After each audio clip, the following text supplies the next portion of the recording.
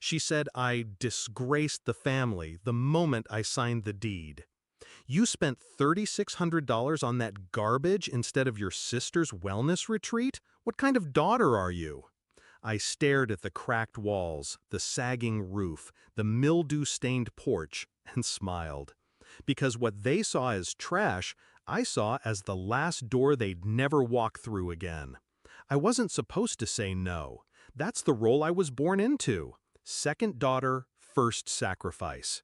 My sister cried, and I cleaned it up. She failed, and I paid for her second chance. She spiraled, and they blamed me for not being more stable. I bought my first car by waitressing 18-hour shifts.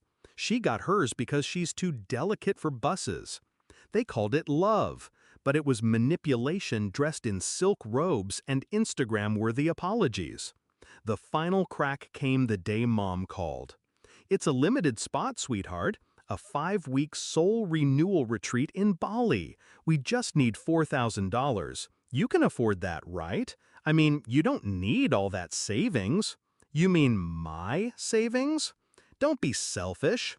Selfish. That's what they called boundaries. That's what they screamed when I didn't fund my sister's third healing journey. They expected my silence. Instead, I sent them a photo. A rotting front porch, rusted gutters, dead grass, a key in my hand. "Bought this," she replied in less than 2 minutes. "You're a disgrace." That was the last message I ever read from her.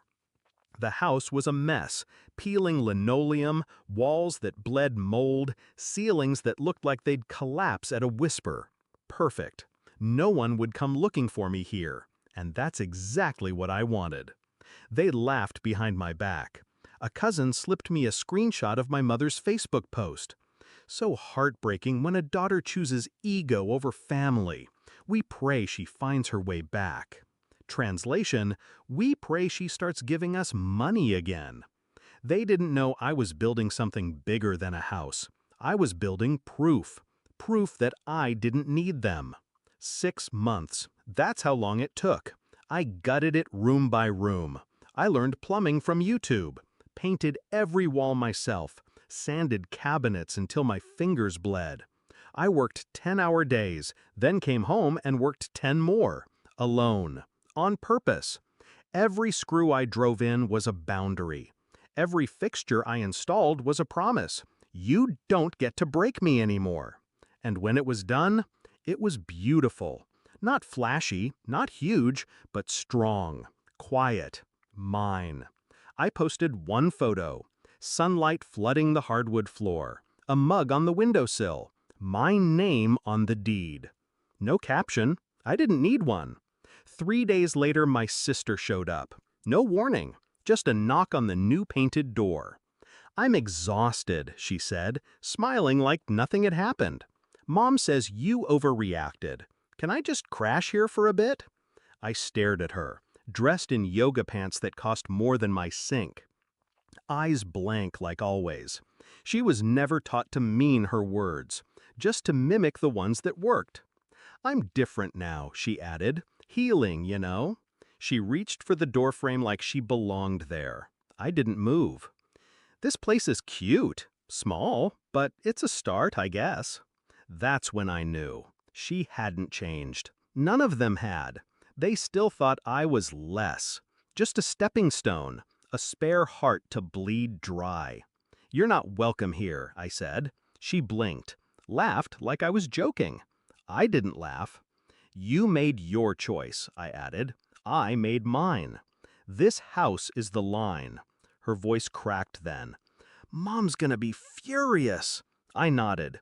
Let her. I shut the door. This time with finality. I blocked their numbers, all of them. Changed my locks, my bank accounts, my life. They sent letters, left voicemails. One even tried to guilt me through a family friend pastor. Didn't work. You can't guilt someone who's done apologizing for surviving. They called it a trash house, but it gave me peace. Not silence, the kind you tiptoe around, but real peace. I cooked barefoot in that kitchen, danced in that living room, slept 8 hours without waking up with someone else's burden on my chest. I started painting again, started breathing again, started becoming someone they never imagined I'd be without them. Sometimes people ask if I miss them. No, what I miss is the illusion that one day they'd see me. They won't, and I don't need them to. I built this house out of rot and rust and rejection. It stands. So do I. And not 1 inch of it, not one, was paid for in guilt. Let them choke on their silence. I don't owe a single word back. Not anymore.